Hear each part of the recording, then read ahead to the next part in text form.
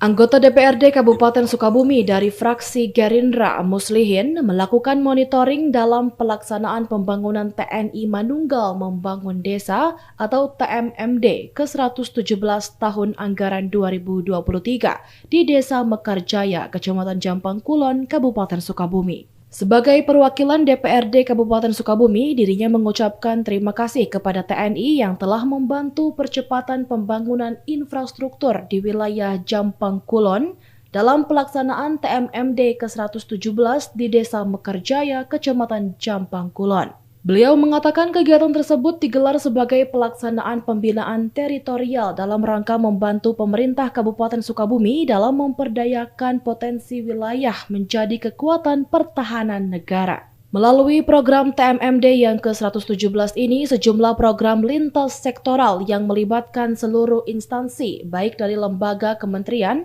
maupun non-kementerian, di antaranya Pemda Kabupaten Sukabumi, di mana dalam pelaksanaan kegiatan tersebut tentunya telah disampaikan penyusunan rencana yang matang agar dapat terlaksana dengan baik sesuai tujuan maupun tepat sasaran. Beragam pelaksanaan pekerjaan pembangunan mulai dari pembangunan plat beton sebanyak 20 unit yang tersebar di 8 titik lokasi pengaspalan di Desa Mekarjaya sepanjang 5,8 km dari anggaran pemerintah daerah, kemudian sepanjang 2 km dengan anggaran dari provinsi.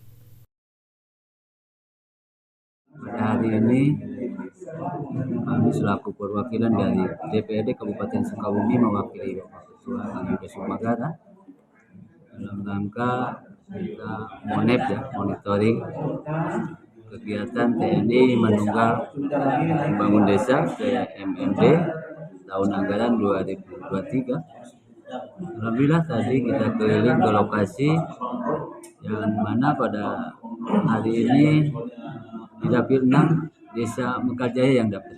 Desa Mekarjaya alhamdulillah Kecamatan Jampang Kulon, volumenya tadi sangat luas, ada sekitar 5,6 km.